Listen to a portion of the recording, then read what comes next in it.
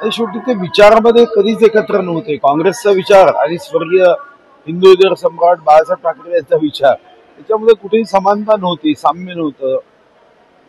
फक्त मुख्यमंत्री पदासाठी ते एक आले आणि शेवटी जे व्हायचं ते झालं.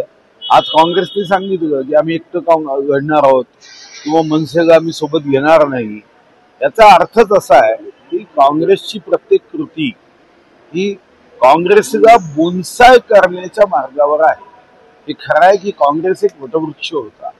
डॉक्टर राजेंद्र प्रसादजी सारखे, सरदार वल्लभभाई पटेल सारखे, नेताजी सुभाषचंद्र बोस सारखे, महात्मा गांधींसारखे, लालबहादूर शास्त्रीजींसारखे नेते या पक्षाची खरं तर धरोहर होती. आज त्या पक्षामध्ये मुनसाय व्हायची वेळ त्यांच्यावर आली आहे. आणि